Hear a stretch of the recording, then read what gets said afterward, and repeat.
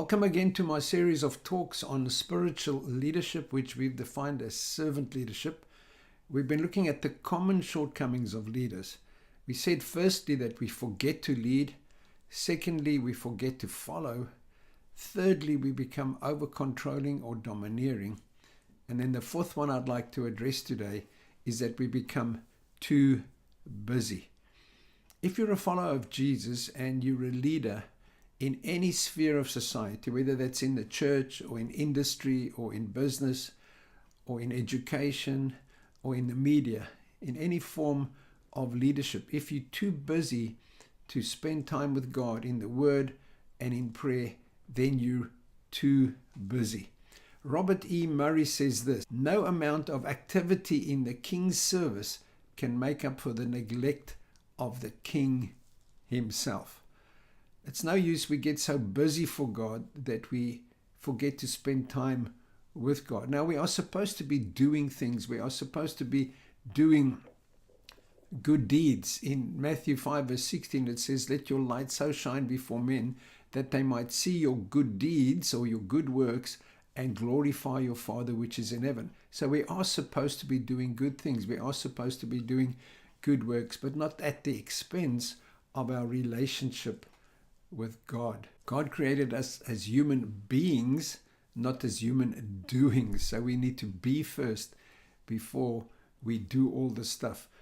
When I first got involved in ministry, I was taught that as a leader, we need to prioritize God first, family second, and ministry third. Now that's much easier said than done. We very easily get those priorities reversed or confused.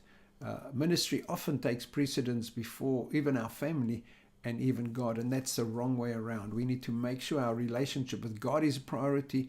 We're investing in our family, and out of the overflow of that, we're able to minister into the community. Now, as leaders, we normally are high functioning in terms of activity. We thrive on pressure.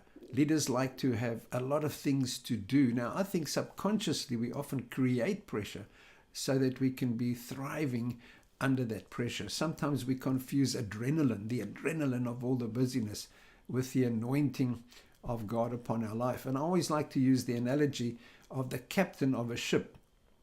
If you're the captain of a ship, if you're a leader, it's like being a captain. And when there's a crisis on the sea, or where there's some challenge, the captain needs to be at the helm giving leadership. But when there's calm on the ocean, then he can allow some of his junior officers to sail the ship, and he can be doing other things in his cabin. He can be preparing, he can be training crew, he can be doing all kinds of other things. Now, I'm not insinuating that when there's a crisis in your ministry that you don't pray. Obviously, we need to pray in any crisis, but that's too late for you to be building your relationship with God. That's too late for you to get to know what the voice of God sounds like. Now, for me, the challenge is when there is no storm on the ocean, when you have time on your hands as a leader. What do you do with that time? Are you just spending it, or are you investing it in your relationship with God? Now, as a leader, we often have many irons in the fire. It's not a problem having irons in the fire. The challenge is that we keep the fire stoked, that we keep the fire burning. And we do that by prioritizing our relationship with God. When we talk about doing the time, spending time with God in His Word and in prayer, we often have the challenge of time management. People are time strapped. There's so much happening on around us. And we always talk about time management. But I'd like to suggest that maybe it's not time management, because we all have the same amount of time. It has to do with behavior management. Can I encourage you to adjust your behavior in such a way that you can focus on your priorities, to put God first, family second, and then ministry after that, to prioritize your behavior, make adjustments in your behavior so that you can invest time to be refreshed and renewed in God's presence, and out of the overflow of that, be able to minister with anointing and authority. God bless you as you adjust your behavior. Here are some questions for you to consider, and this time I'm going to be very personal. Ask yourself these questions.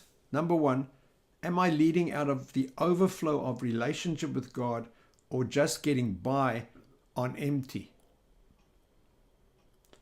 Number two, how often am I really having refreshing and upbuilding times alone with God? Number three, how many irons do I have in the fire? And do they all need to be there? Number four, what adjustments do I need to make in my behavior to optimize my time better? Number five, are my priorities in the right order? God, family, and then ministry.